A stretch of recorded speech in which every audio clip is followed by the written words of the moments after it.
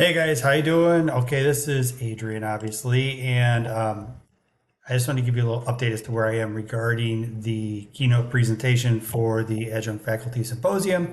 I'm going to start with a slide that'll just be a QR code, and the QR code will take our participants in the audience to a folder that'll have this presentation, the actual speaking notes or narrative itself, perhaps an actual manuscript, and they can access resources from here. So that'll be where I'll start, and then I'll get into this where I'll be like, "Good evening, thank you for being here." And I'd just like to ask a question before we begin. Why does a student come to us? And I'm going to go into a conversation of, why do students actually enroll? Why do they come to us? Why do they view college as important? And the end result is, when I give a couple different examples, will be that they want to be better off than where they are. And that's why they come and seek us out as instructors. And the other point I want to make early on in this presentation, that none of them arrived in our classroom by accident. They don't arrive to me as a personal training client or a student in my classroom or one of my athletes that I work with by accident. Every single one of them had to overcome something before they walked through our door and sat in our classroom, whether it's time, money, fear, responsibilities at home, even self-doubt, right? There's a whole bunch of them, so I'll list a bunch. And I think that matters because I think we have to have responsibility to understand that we start the education process long before we actually teach a single concept. And I think it begins with recognizing this investment that students have on the front end. So the way I'll frame this up in the beginning is that perhaps the greatest opportunity we have isn't so much to teach more, but it's basically to remove all the background noise and everything unnecessary that stands between our students and learning, and more accurately, applicable learning. And I believe that's where I'll actually start the presentation. That's the topic we're going to explore together tonight. So when we get into maximizing yield in the age of abundance, I'm breaking this out into three main acts. And first one is how higher education has changed. In the old format, education knowledge was scarce, and scarcity created value. And there was a time when the purpose of higher education was to transfer knowledge. I'm going back and forth between my notes on another screen here.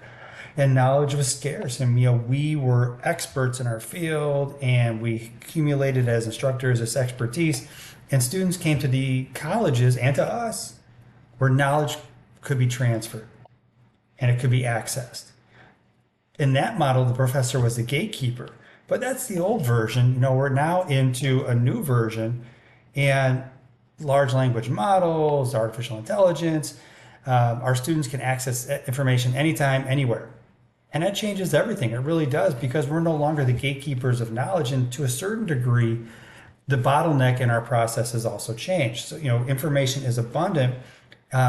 It's pretty easy to kind of get into an economics conversation and say, if information is abundant, then the educational value of that information changes, right? Because of its abundance. When things are abundant, they become commoditized.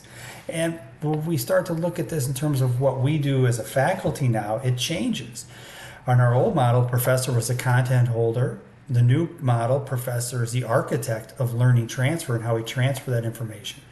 And then the old model was the key question: did I teach it? Did I teach it correctly? Will it show up on a measurable somewhere? Our new model that we have is, did the information transfer, and is it applicable to what we're going to do in the day-to-day workforce, as opposed to, is it going to show up on a measurable, on a quiz or an exam somewhere? So the thing I want to get across to our entire audience is this. We have this adjunct advantage in place, and the adjunct advantage is simply this: knowledge might be abundant, but experience is not. And every single person that is in that room, I'll put myself up here, every single person that's in that room are subject matter experts. They worked actively in their field. They provide real-time examples of applied knowledge, and they can bridge that theory to practice. And they're best positioned to really translate into a working context. So there's an advantage that we have as adjuncts that perhaps others don't when they work full-time. And I think we want to take a moment and look at our student population as well in this conversation. I think this is a good example of some of our typical student situations.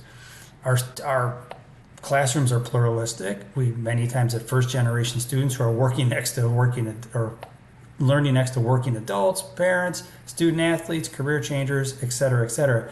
And I would say when we look at our student population, we certainly have somebody probably tonight somewhere who's sitting in a parking lot of a car or sitting in a parking lot of a restaurant in their car trying to get one more assignment done.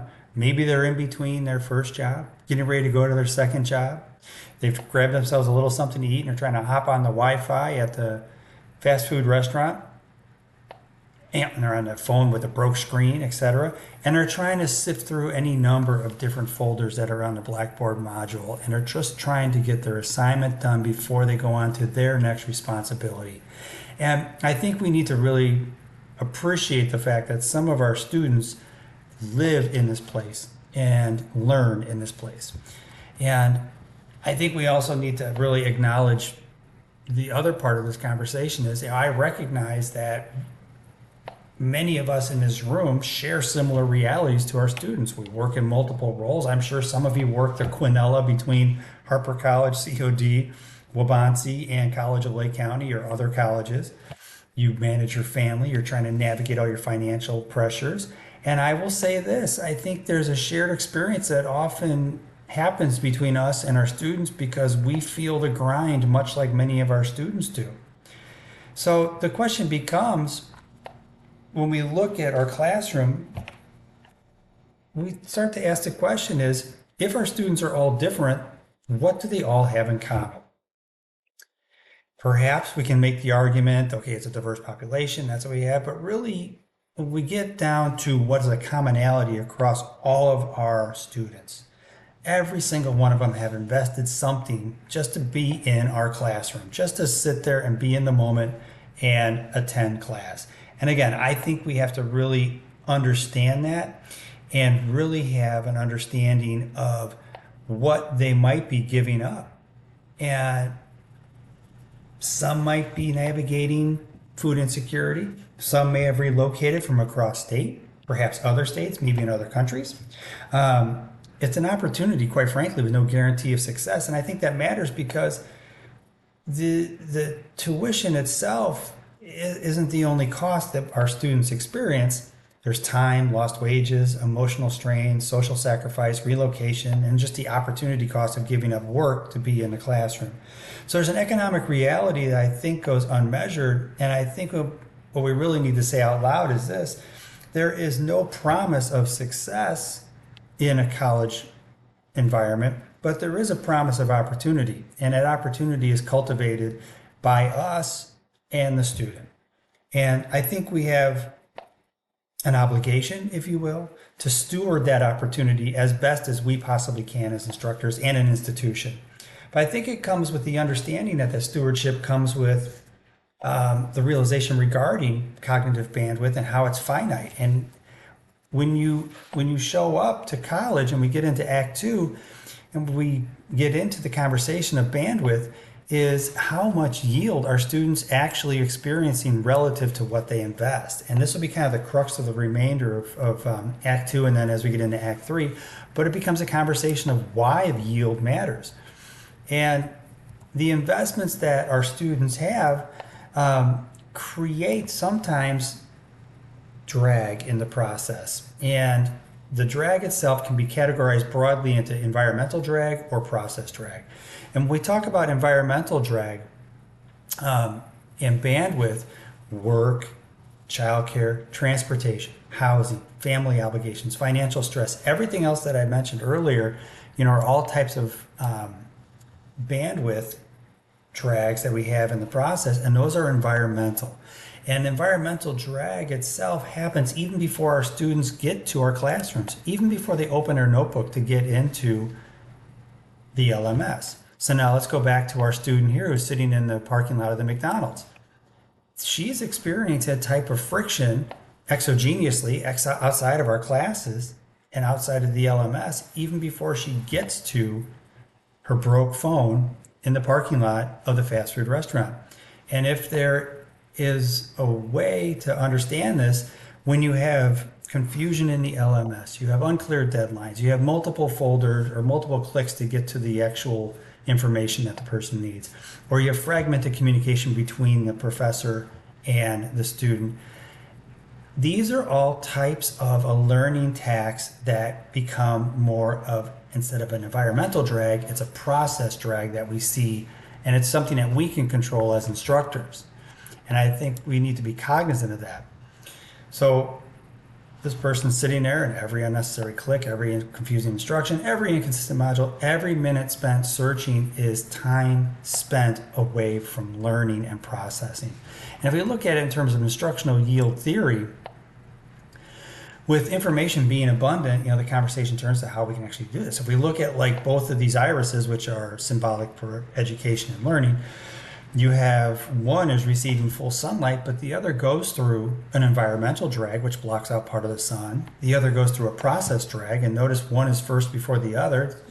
And then there is sunlight that reaches the iris to the right, but it's not as much. It's not as potent, and it limits the ability to grow. But that represents the environmental and process drag, or a learning tax that reduces educational yield. And that's really the crux of what we try to do as instructors, especially in a community college environment, is try to increase that yield. Another great example is if you're in a classroom and you're teaching, you have 16 weeks, 32 learning exposures, and you have 2 sessions a week. If you've lost 8 sessions to organization, information slippage, perhaps technology issues or other, what ends up happening is you're at about 75%. And this is despite the fact that our students are paying 100% for the tuition no matter what. The student absorbs that loss financially as well as in terms of their education. Now, one can make the argument that efficiency does create capacity. Reducing drag does not lower rigor, it increases capacity. Less bandwidth spent on finding stuff, navigating through systems, deciphering expectations means more bandwidth for critical thinking, synthesis, and higher order learning. And you can juxtaposition, later on, we'll juxtaposition this student with the other student, we'll get a good concept of this. So we talk about maximizing yield when we look at these two, and the question I would pose to the group is, which one is more effective? Which one has greater motivation? Which one is working harder? We start to look at this and we go, are we critical of the cavemen pushing the round stone? Are we critical of the caveman pushing the square stone? I think intuitively the first place we all go is we're most critical of the stone. We're most critical of the process. And one is left to question then, if we're so critical of the process, in this example, why are we not so critical of our own process of how we deliver content in the classroom? And that is where we want to focus our conversation and our argument going forward. And we look at the juxtaposition between our student who perhaps is trying to hammer out one last homework assignment while sitting in her car, while otherwise could be at her kitchen table. One can make the argument that this student has experienced more process drag, and it might deplete or at least erode some of her perishable motivation, while the other student is sitting in a comfortable environment of her kitchen, great lighting, etc., on her notebook, not a broke phone, and could have possibly less drag and increased motivation. Now, I will tell you, I've experienced students who are in this situation who are highly motivated to get out of their situation and move further up and to the right.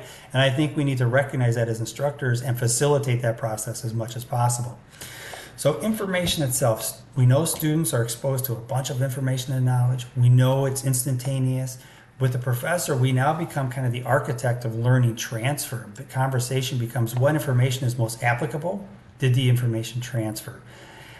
As we go through instructional yield theory, our framework itself is we're reducing drag and we're trying to basically build on the work of Swiller, Verschlagen, and Zhu, I think it is. I got to redo my research on these. So I'm going to ask them what their primary modality is, if it's in person or not. And then we get into what are some examples of preparedness in the classroom for another Slido, and I'll have them answer that. And then I'll get into some high yield practices. And I'm going to do another presentation for that. So I'm going to pause you right here.